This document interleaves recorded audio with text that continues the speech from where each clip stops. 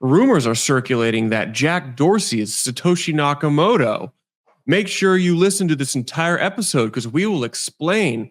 We'll tear it apart and break it down, and we'll tell you exactly why Satoshi is or isn't Jack Dorsey.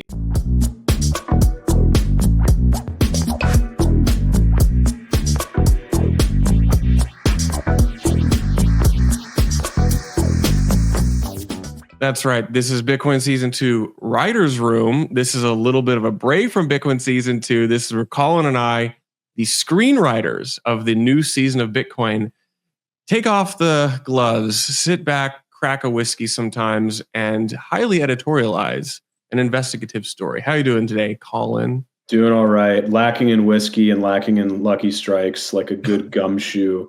But today we are out on the road, so to speak.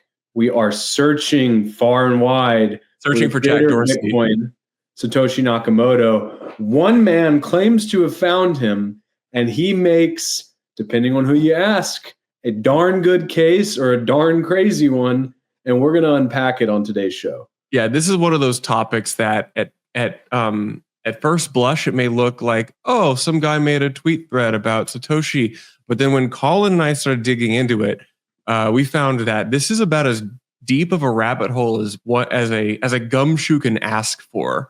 This is a deep, deep rabbit hole. This man touches on numerology. He touches on geolocation. He touches on obscure references to cypherpunk texts.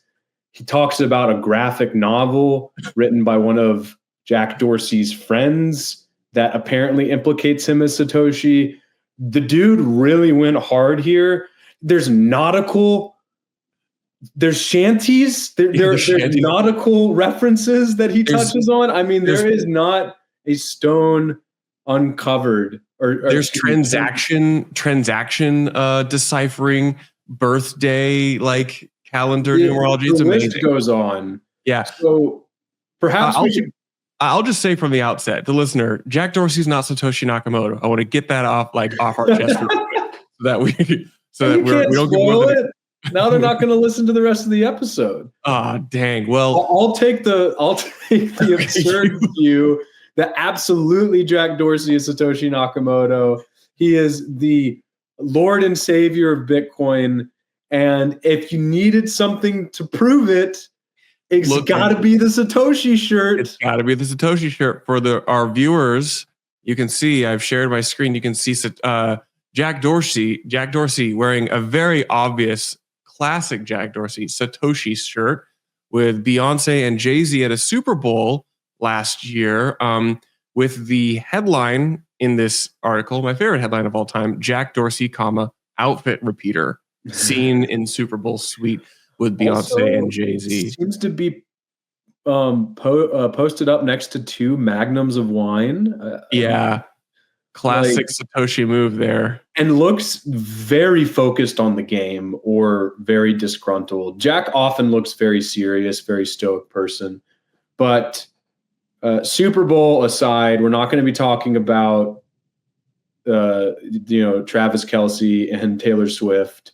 We're not going to be talking about how the Swifties have taken over the NFL or how Jack Dorsey's outfit repeating has caught the world by storm. We are going to be talking about this absolutely incredibly woven theory about how Jack Dorsey is apparently Satoshi Nakamoto, according to one Sean Murray. Yeah, here's the tweet thread from Sean Murray, SEA with the apostrophe over it, Sean Murray.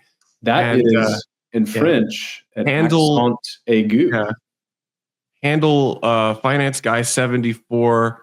In his bio, he has as a description, originator of why Jack Dorsey is probably Satoshi Nakamoto. So there's your context. And this is a long, long thread. And it is a long list. And that's just not the iceberg. Yeah, we're not going to be going over every single point here, but we are going to zoom in on some of the major ones.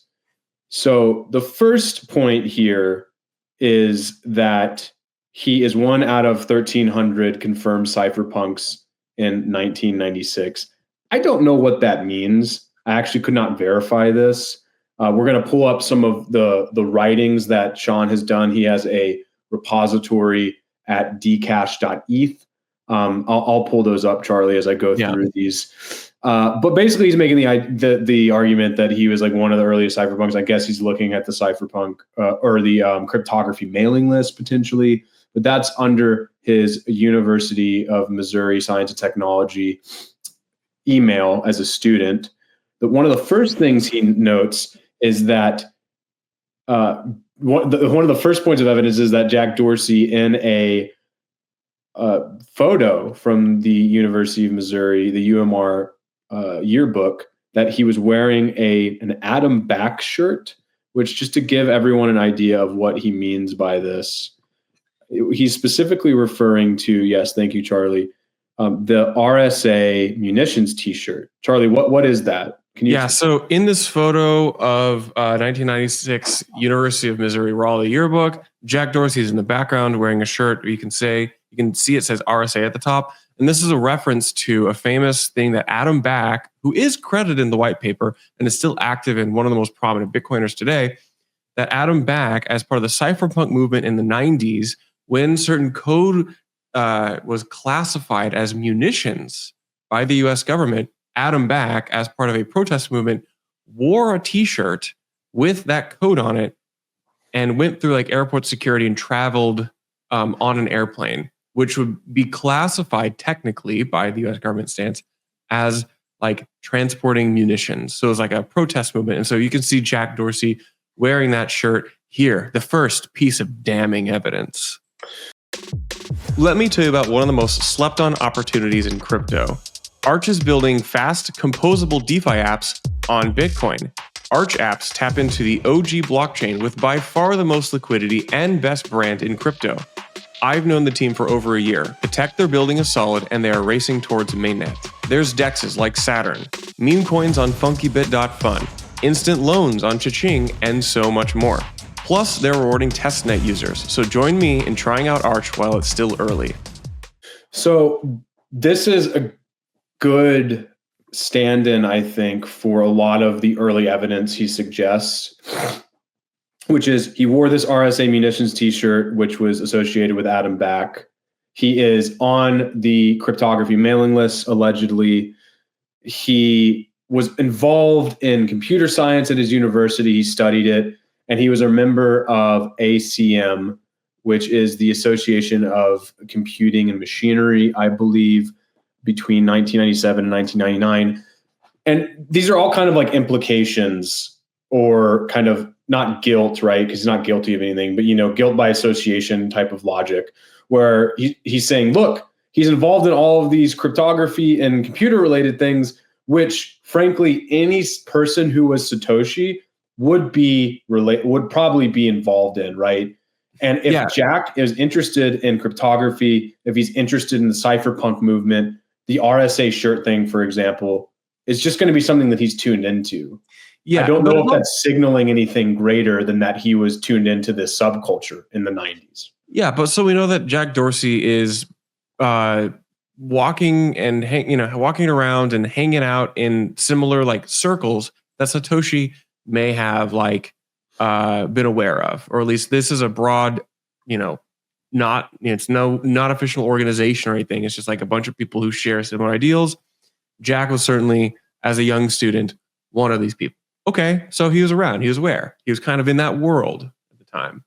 Yeah, and again, I just think that it bears saying anyone who invented Bitcoin would be aware of these things. So it's kind of goes either way, right? It's almost a prerequisite for Satoshi. So it's a very easy thing to point to be like, haha, see, he was on the cryptography mailing list. This is an argument that's been made for basically anyone who has been pegged as Satoshi, whether that be Adam Back, whether that be Nick Szabo, whether that be Hal, Peter Todd, all of those things, right? So I feel like that's, again, kind of just a prerequisite for Satoshi. Another interesting thing that he points out in this tweet is that the UMR students, the university that Jack attended before he dropped out, their mascot was miners. Now, this is important too, because as you pointed out, Charlie, he never coined that phrase. Yeah. So one of the points that Sean Murray in this tweet thread and in his blog says is that Jack Dorsey went to a school where the mascot was the miners. Satoshi came up with the, you mine Bitcoin. This is the first clear like break in that Satoshi was not the person who came up with the term mining. As far as we know, this was an emergent term from the Bitcoin mailing list in the early days. I believe it's first attributed to a different user who's not Satoshi. Satoshi actually mostly talked about CPU cycles and did not really have like a colloquial term for this process we call Bitcoin mining now. So that is a pure coincidence and actually probably a check in the this guy is a little bit not he's really not on the ball. Yeah. You got muted.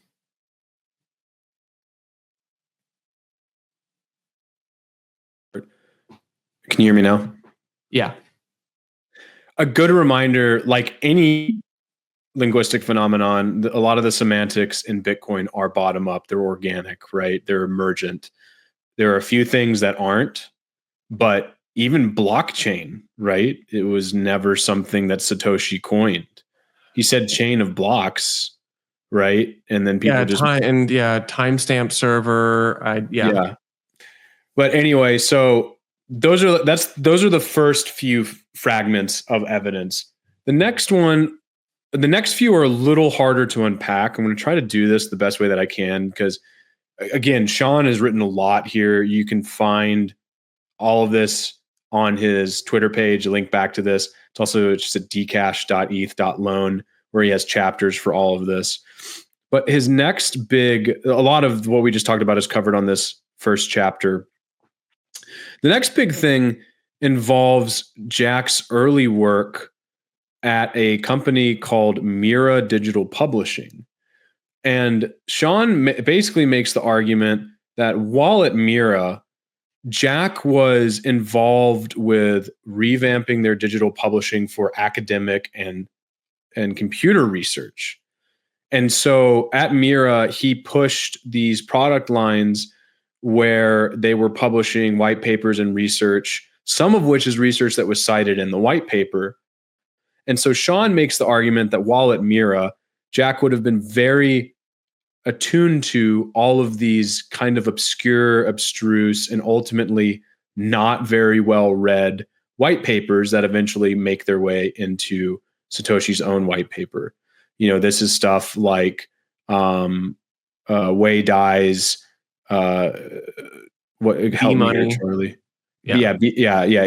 Sorry, say that again. B money with a B. The B money. This is all includes Adam Back's proof of work paper and a number of other ones that he kind of makes the argument were so obscure that only someone who is managing something like this could know them. This is one of the actual pieces of evidence I find a little more compelling in the sense that a lot of the white papers that end up being cited, or a lot of the research that ends up being cited in the Bitcoin white paper, were pushed through Mira. And so Jack knowing these when a lot of other people didn't is kind of interesting that there's overlap there. But then there's another part of me that says, well, of course he would know about these things if he was that into cypherpunk stuff. Like this is stuff that he would just be reading into, like cryptography, esoterica, and all of that stuff, right? Yep. And so far, I mean, this is a fun little like research project, and Jack's, okay, so he was around, he was paying attention, he's walking in those circles, some kind of tenuous relationships, that we could identify. But I will say, dear listener, it does begin to go off the rails. It does. Before we go totally off the rails, let's touch on some of the things related to Bitcoin's launch that I haven't been able to actually find any clear reference to in Sean's writing or on the internet. So I marked these in my notes as completely speculative. I tried to fact check most of this stuff, right? Like, for instance, the stuff that we talked about Mira and all that stuff, Jack worked there. So that's a known factor. But for some of these, I just could not find actually primary source information.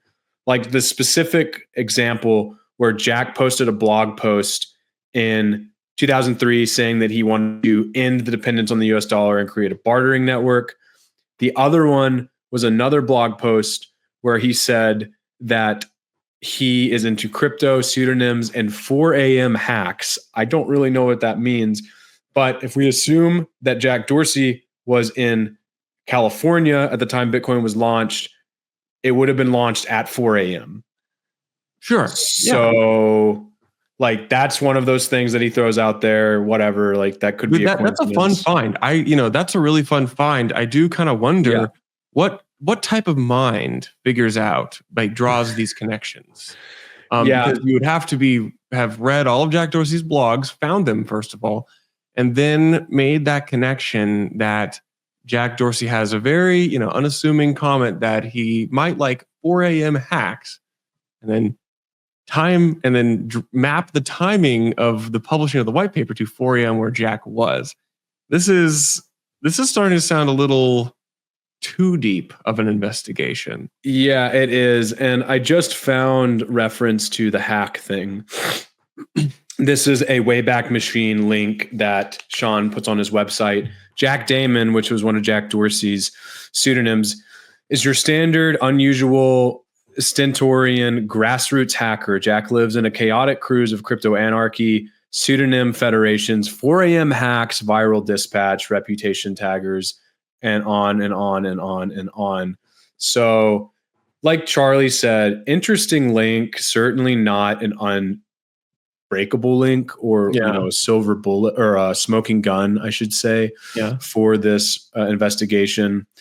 And the other one that I wanted to point to, which I think is really interesting, is this idea that Jack Dorsey was a sailor and liked to sail.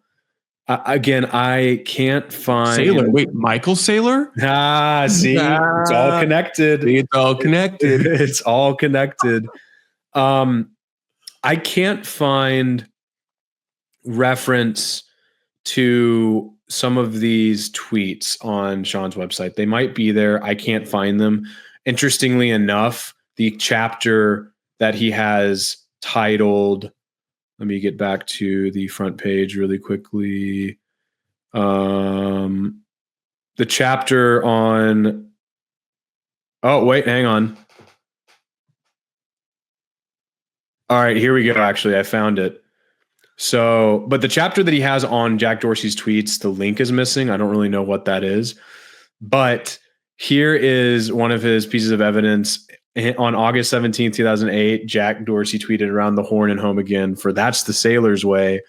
And he connects this to a bit of writing that was included in Bitcoin's original source code, which included an old sailor's adage, "Never go to sea without 2 chronometers, take 2 or 3," which is kind of funny. I mean, again, could be a total coincidence. And Satoshi made a sailor's adage. Jack Dorsey made a sailor's adage. Jack Dorsey wears Satoshi t-shirts. It's all starting to add up, Colin. Therefore, I did want to point out the sailor stuff because I just think it's really funny. And here's the source code with the sailor's adage about the chronometers. Yeah. Obviously very far-fetched, but one of the more, I think, fun pieces of evidence in this entire thing. And the 4-1 too is pretty interesting. But now to what you were saying, we're going to go full schizo mode. Let's go off the rails. Let's go too deep, further than the dwarves should have delved. Really, really crazy, specifically into the realm of vanity addresses. Yes. So this is the most insane, I think, assertion in the entire theory, that the vanity addresses that Satoshi Nakamoto used when interacting with early Bitcoin adopters like Hal Finney leave a breadcrumb trail that leads us back to Jack Dorsey's specific location when he was living in San Francisco, among other identifying factors. So I guess we'll just start from the top just here. go. Start from the top.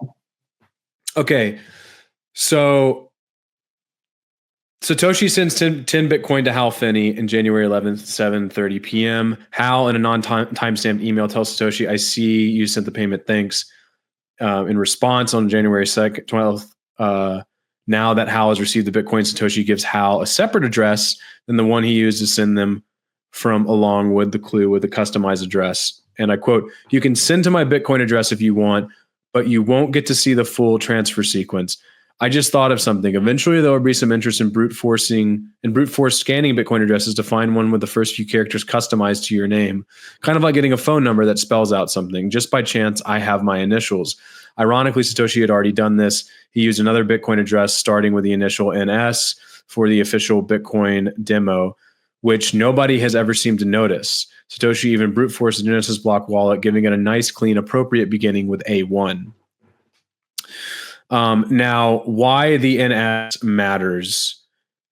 Hey, this is Will with Blockspace Media, and I don't know if you heard, but we just announced the second edition of our conference series, OpNext, now to be held at the MicroStrategy HQ in Tysons, Virginia.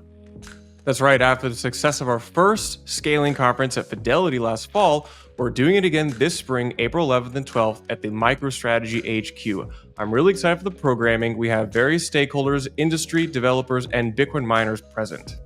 So join us in April for open, neutral, and honest conversation about the leading proposals and technical solutions that will scale Bitcoin to the next billion users. No booths, no tokens, no shills, just Bitcoin and honest conversation. You can find tickets and more information at opnext.dev or click below in the show notes. All right. And so NS in this instance, Sean argues, is in reference to Neil Stephenson's Cryptonomicon novel. Now, why does this matter for Jack specifically? Well, as Sean writes here, I did not select Cryptonomicon completely at random. It is already an established fact that the Bitcoin white paper was released on Neil Stephenson's birthday, October 31st, and that Neil Stephenson's initials are NS. The initials Satoshi said were his. Cryptonomicon is also one of two books, the other being Neuromancer by William Gibson, that Jack Dorsey is recorded as having commented about on alt.cyberpunk Usenet back in 1999, which are relevant only because Bitcoin incorporates references from them. I'll interject that liking Cryptonomicon and Neuromancer, in the 2000s is also kind of like being like a young American boy and being really into Lord of the Rings. It's like everybody liked that stuff. That's a really good point.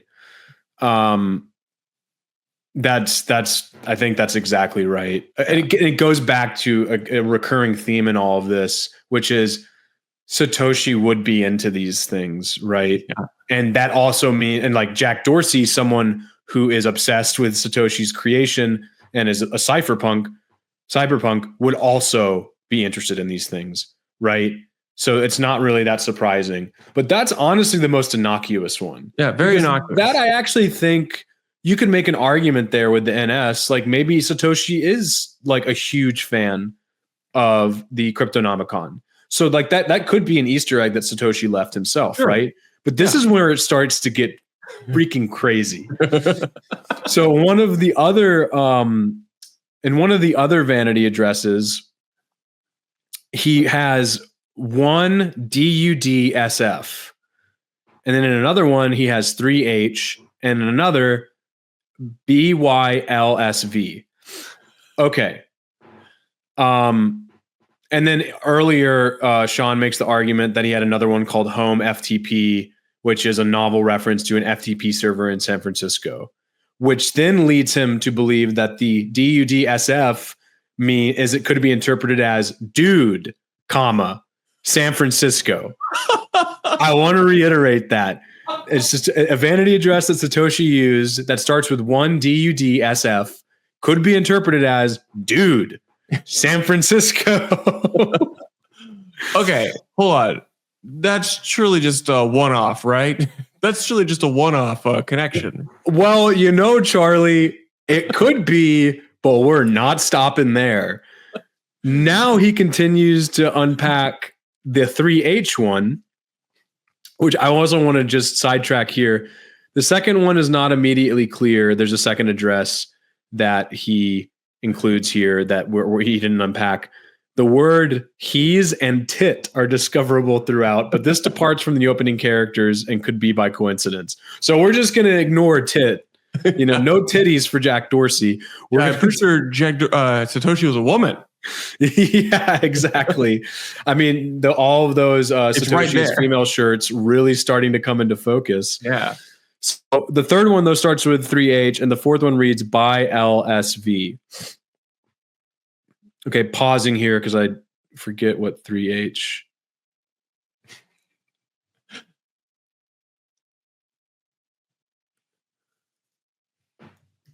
This is honestly so insane. I can't even keep up with this.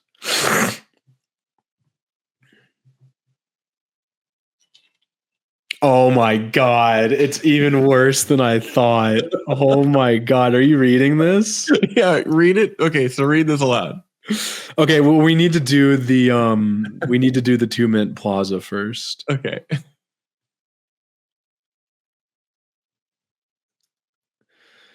Okay.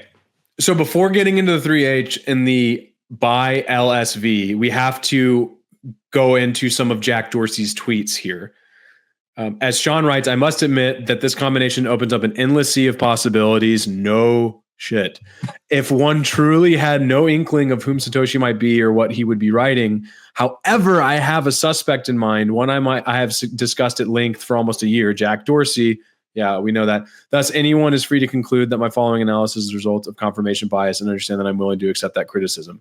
Okay, so tweets from Jack Dorsey the week that these transactions were sent. Build something quick and dirty first. If it doesn't feel electric when you use it, move on and build something else. Generic, build it, tweet. I share my location by intersection or landmark, most often by the former. How do you tell someone your location? Exact address, intersection, neighborhood? My next door neighbor is the San Francisco Chronicle, yet none of my news comes from there.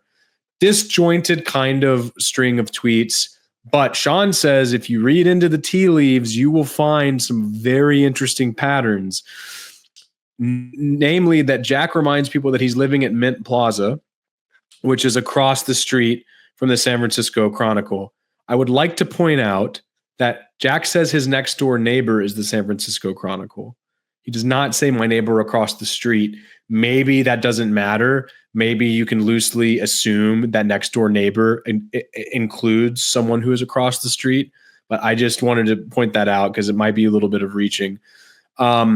So as Sean says, we'll use that as a guide. Where did he live at the time? Very publicly, I don't know what he means by that. He lived at 2 Mint Plaza in San Francisco, which if you're going up 5th Street in San Francisco from the San Francisco Chronicle, you turn left when you see newly opened Latte Express, soup and sandwich, and Vietnamese sandwiches in an iced coffee place.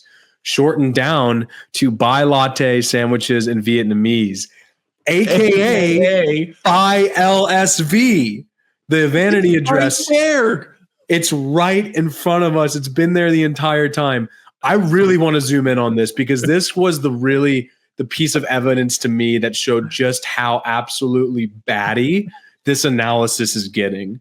So it's either I'm an absolute fool and a smooth brain because this is accurate, or this is just really reaching for whatever you can find.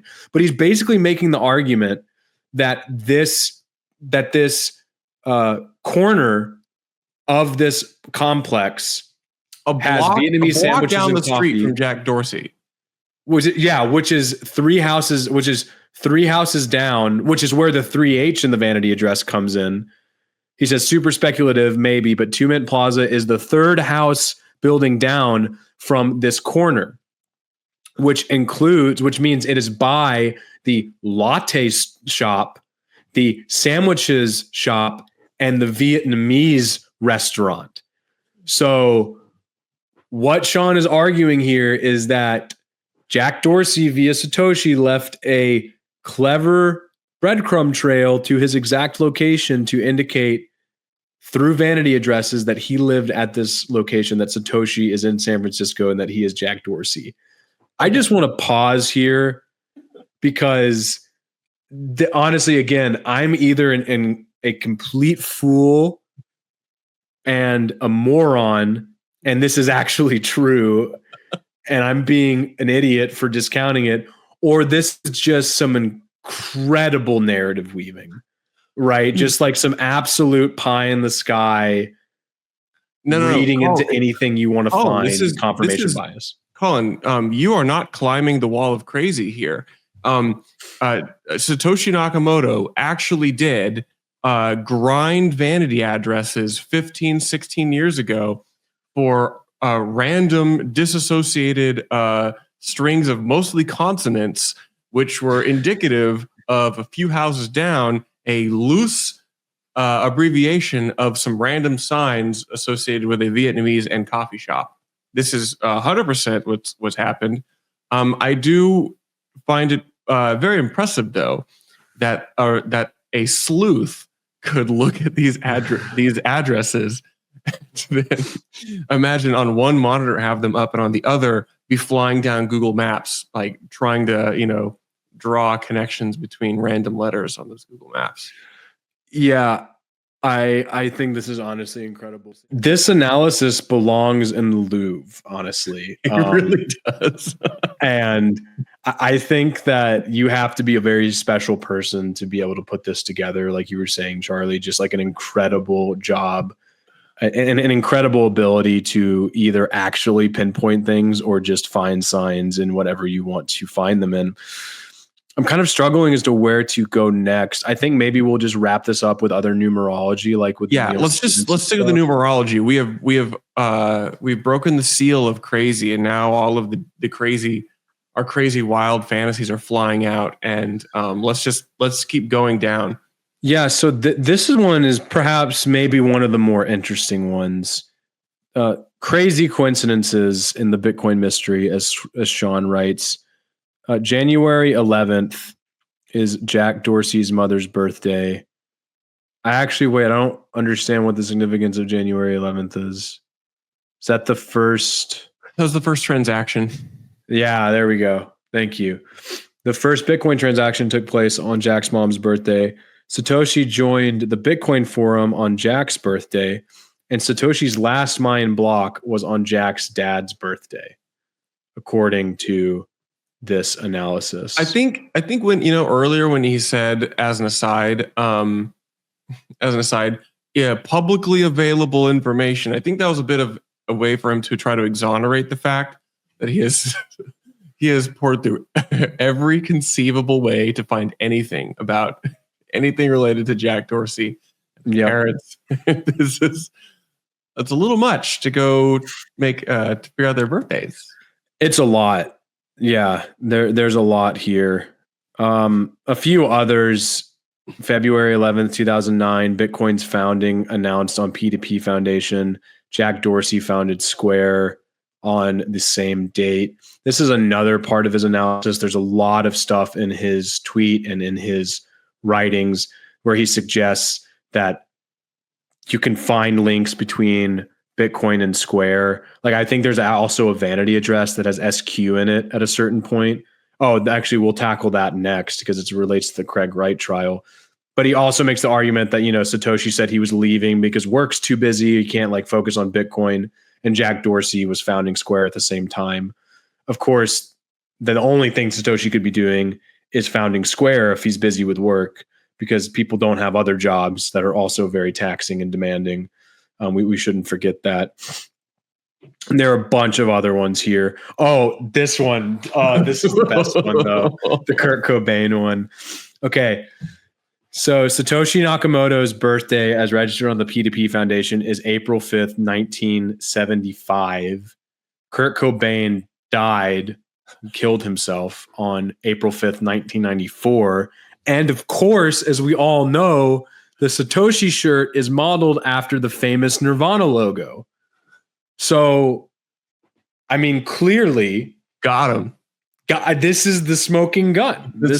Gun. This isn't just an indication that Jack Dorsey loves Kurt Cobain and Nirvana. I will say it is really interesting.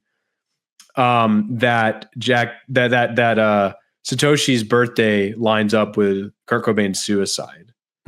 But you could also read this as Jack reading into that and making a reference to it with this shirt, right? Like maybe Jack is being clever here and he understands that link and he's just exploiting it for the merch. I mean, either way, it's the Satoshi t-shirt's legendary. It's like one of the best, like, you know, I don't know what you even call that genre, but logo knockoffs, right? Like reappropriating logos. Yeah.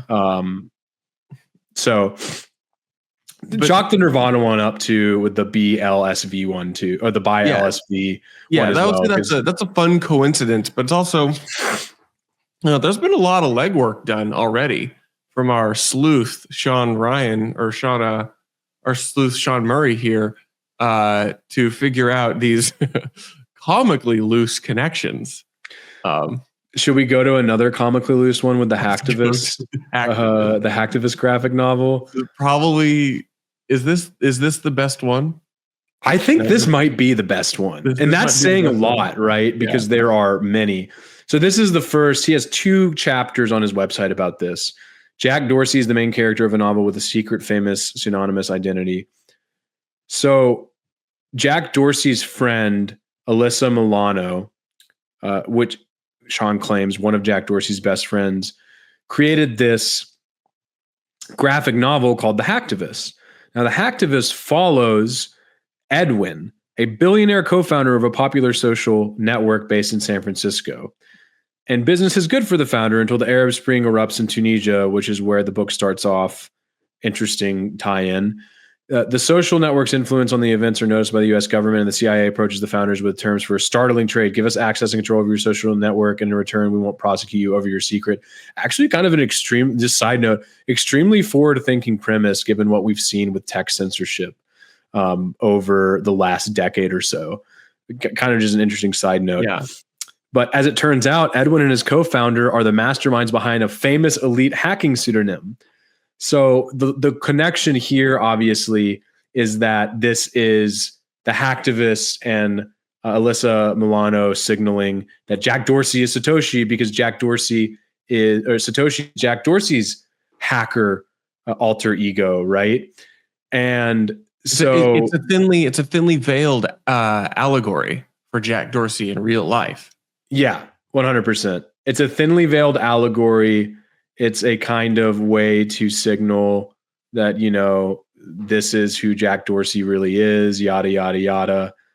But the funniest part of this is not that, because that's, you know, okay, right? Like, I'm not saying it proves that he's Satoshi, but you can kind of see the logical extension. Yeah, of that, you can see right? the wheel, but you can see the wheels turning, and they're goofy shaped wheels now. Here. Yeah, I say we're probably halfway up the wall of crazy by the time we get to this these chapters.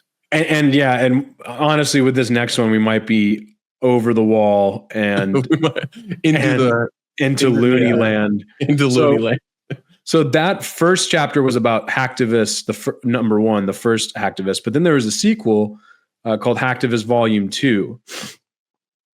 And in this, Jack, you know, Edwin is dead. His pseudonym, blah, blah, blah, lives on, has become famous the world over. And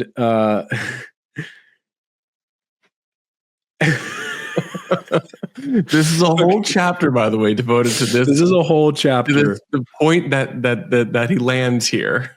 Okay. So I'm not going to read all of this, but I'm going to read the introduction to this picture. Jack finds that the leader of the group developing his software after he's died or whatever is very creative, or I don't know when this is in the book, is very creative. However, and that those working on it, which many view as his proteges, are now invoking the pseudonym's name as being on board with things that he didn't want. Hacktivist 2 calls the leader of this renegade group the Tower, and the leader's logo looks oddly similar to that of Gavin Andreessen's Bitcoin faucet. For reference, Gavin Andreessen is whom Satoshi in real life tasked with spearheading Bitcoin development in his absence. Gavin was the first manager of Bitcoin Core after Satoshi left and ended up becoming a big blocker, you know, and what that means for people who don't know is that he was on the wrong side of history of the block size war in 2016. But what is the similarity between the logos, you might ask? Charlie, are you ready to see the similarity? I'm certain they're the exact same logo. These are the two logos. If you are listening, it does not do it justice. If you're listening, you have to pause what you're doing and turn on the video stream. You really need to, because on the left here, what we're looking at is the Tower logo in the Hacktivist 2, the Renegade syndicate of hackers. And it is, I mean, I don't even know how to describe it. It's like a column that is then parallel to a 90-degree angled L-shaped figure that then looms over it. Yeah, but then Gavin Andreessen's Bitcoin faucet logo is literally just a faucet. It's just a red faucet, and the Bitcoin faucet. Colin, I'm looking at these two. I'm looking at these two, and it's still a little kind of a reach. The faucet doesn't actually really fit that logo, that enemy logos in Hacktivist 2 that well. But don't worry, Sean realized this, and he says, "You don't see it? How about now?" And he takes the faucet logo and he crops the spigot, or sorry, he crops the actual faucet element of the logo, and he puts it below the spigot in the exact position as the column and the Towers logo. I see it now, Colin. It's right there. It's always been there. It's never not been there. We were fools to doubt it. I mean, this one to me is really where it's just like, you're reaching for straws now, man. Like, you're not actually looking at things that confirm a hypothesis. You are distorting and contorting images to shoehorn it into your hypothesis. This one for me was just totally beyond the pale. And it's where, I was kind of like, I'll go with some of the other ones to like wondering what this one I'm just categorically wholesale. Yeah. You're just wondering like what's going on? Like why these seems like kind of like reaching points, and you get here, and if you're still reading this by this time, and you're like you're just totally gung-ho on board with the narrative, then then I don't know how to how to explain things to you. This is an incredible connection to make. Yeah, it's the most incredible one, and I think this is enough to just honestly discredit a lot of the other work too, because it was already a reach. But we'll go over just one or two more, and then we'll close. So you don't want to belabor this too long. I couldn't find reference to this, but he says Square published a children's book in January 2018 to explain the legend of Satoshi Nakamoto, in which it makes its Satoshi character look like Jack. That book does exist. I couldn't find a copy of it anywhere. I have a hard time believing that they made. It seems to me that that Sean Murray, the investigator, has consumed every conceivable piece of information that has ever been created about a very well-known public figure, Jack Dorsey. Yeah, this man has scraped every inch of Jack Dorsey's digital life for this case. And I just want to know how long this took him. Is he okay? It's probably it's an ongoing project, actually, because if we look, we can see that if we look, we can actually see that I need to share a different screen. Well, yeah. If you look, you can actually see that this is an ongoing project where he's got multiple chapters. He's got 15 chapters to be specific, of which several have not been published. Chapters 12 through 14 have not yet come out. So this is an ongoing work, ongoing study. I'm curious what the Japan one is as well. I think the best books ever. I think if I recall correctly, there was something in his original post about how like somehow I don't know, something about the Satoshi moniker being linked, obviously. But the last thing I want to cover is back to vanity addresses really quickly. And this is entitled Why the 145 Bitcoin Addresses Calling Craig Wright a Fraud in 2020 Were Probably Signed by Jack Dorsey. So we're not going to go over the whole Craig Wright saga, but for those of you who may or may not know, Craig Wright went to court with the estate of David, or I should say Dave Kleiman. The estate of Dave Kleiman sued Craig Wright over over a dispute about Bitcoin and who owned what. As far as I know, that the Bitcoin that the Kleiman's estate said that they were entitled to didn't even really exist because Craig Wright was lying about them. But then, there were a bunch of other trials that went on where Craig was suing people who said that he wasn't Satoshi. Craig Wright is infamously the founder of Bitcoin SV, Bitcoin Satoshi's Vision. He's an Australian con artist who's claimed to be Satoshi. He's not Satoshi. It was kind of like proven in court that he's not Satoshi, and he's never signed an actual address from Satoshi's original addresses, which would prove it. But that's where that's the address is interesting here, because during one of these mini trials on May 25th, 2020, the private key to 145 of some 16,000 Bitcoin addresses, which were being discussed in the case, were used to sign a message that said, Craig Stephen Wright is a liar and a fraud. He doesn't have the keys used to sign this message. The Lightning Network is a significant achievement. However, we need to continue work on improving on-chain capacity.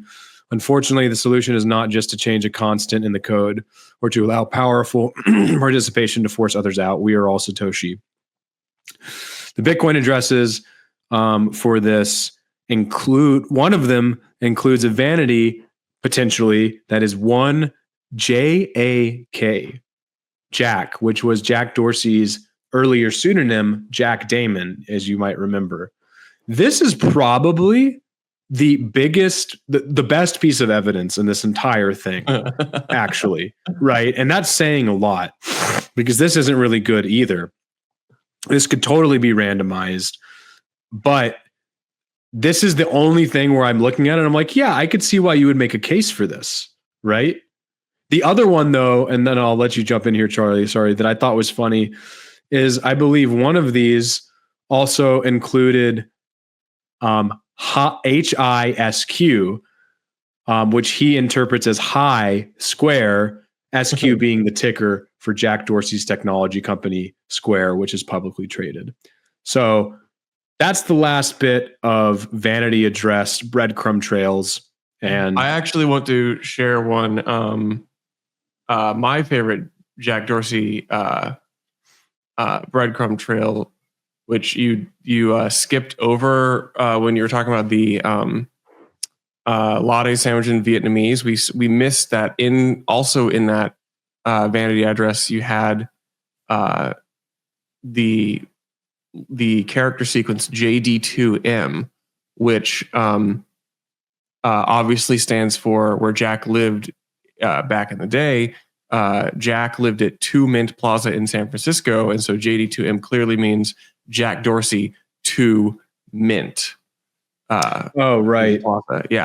Yeah, we should have covered that when we did that one. That's where the 2 Mint. The vanity addresses are probably some of my favorite long shot connections I've ever seen in any investigatory work, just because the sheer brute forcing you have to do as a human to try to find the connections. Yeah, so that's a missing piece of this that we should cover. Explain that to people, right? Because you can't just generate an address with whatever you want. You can't go into a software and say, I want an address that says Colin at the beginning, right? Yeah. You have to generate a bunch of addresses until you get the one that you're trying to build, right? There's a brute forcing that has to happen where, and it's not terribly complex. It's just you basically tweak your key or signing script or whatever, and until you find a valid public address which has the series of characters you want. You can do this on like on a normal PC if you let it run for a little while, I think. But the thing is, on the opposite side, the human brute forcing effort to look through manually all of these addresses and then try to randomly pick different strings from these addresses and then connect them to weird schizo things happening in Jack Dorsey's real life with very spurious, like loose connections is amazing. I am here for this, and I'm here for the wall of crazy. Yeah, and I think that really does bear repeating, because the longer the connection in the vanity address, the lower the likelihood that was intentional, right? Yeah. So, like, I think a good example is the Cryptonomicon one, right? The initials for the author of that, you only need to get 2. But for all of the other ones, like for like the buy LSV, you need more, things like that. I think, the vanity address part is, like, to me, the most just absolutely incredibly batty part of this, and really fun though. I think that you kind of have to have an incredible mind one way or the other. A beautiful mind, one might say. A beautiful mind to come up with that. The last one that we won't share anything here, like I don't need to share my screen for this one necessarily, but there's an alleged leaked screenshot of a Satoshi e-commerce order that links Satoshi to St. Louis, Missouri. Jack was born in St. Louis, Missouri. That's one of the other harder connections that you might actually be able to look at and say, I can see where you have a point there. But most of these are so tenuous as to not really bear legitimate scrutiny. And I would just posit this as well. Satoshi went through pains to make sure that people didn't know who he was, because he knew that if what he created ended up becoming popular, as it has, then the government would want to know who he is, right? And they would want to have his identity. There's a national security risk element to all of this, and there is just a general risk for Satoshi having a public-facing persona. So I would just ask, like, what would drive Jack Dorsey to leave a breadcrumb trail for people to eventually unpack? Yeah.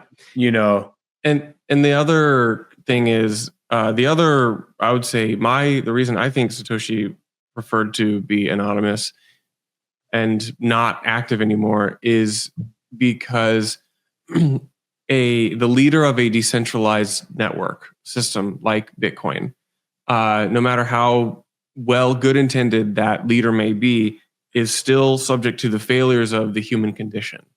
And we see this with any other like movement, even as altruistic as it may be, still has key man risk and leader risk, which is we're just imperfect people who have trouble navigating things which are a higher ideal like Bitcoin. So it would be strange that Jack Dorsey, under a pseudonym of Satoshi, were to be pretty clear about this, and then in his real doxed life take a very prominent leader role in Bitcoin as a doxed individual. I think, these are not only discouraged by the Bitcoin community, but also demonstrated as like pretty. These type of things often have negative externalities and outcomes for the individuals who are suspected of being Satoshi. So and I think that's a really good point to end on potentially, is that a lot of Bitcoiners really don't like this kind of stuff, because you're basically doxing someone who doesn't want to be doxed, or you're trying to, right? Assuming that you get the identity correct. But we saw the ramifications of this with Peter Todd recently, where there was a report that came out. I don't remember what it was exactly. It was an HBO documentary. That's right. Yeah. The HBO documentary that said that they had unmasked Satoshi, and they were claiming that it was Peter Todd. And I'm not even commenting on whether or not I think that's true or false. It's just not a really cool thing to do, because it puts a target on that person's back. Satoshi holds the keys to potentially 1 million coins. That's $100+ billion worth of value, right? So, you're really creating a tricky situation for someone like that. And they never asked to be identified, right? So I think a lot of people are kind of tired. It's fun for some Bitcoiners to be like, oh, I think this person's Satoshi, blah, blah, blah. Like, everyone always throws around their theories, but like actual concerted efforts to make a definitive case for it is generally frowned upon with certain members of the community. Yep. And that's where we'll leave it. Hope you enjoyed today's show. I think, if you weren't satisfied with this, there was way more to it than what just Colin and I opened up for you. So we encourage you to go DIY. Wait, DYOR actually. There you go. DIY your own research. And make sure to like and subscribe to all things Bitcoin Season 2. Otherwise, we're Charlie and Colin with Blockspace Media, @BTCSZN2 on Twitter, and I will see you all later.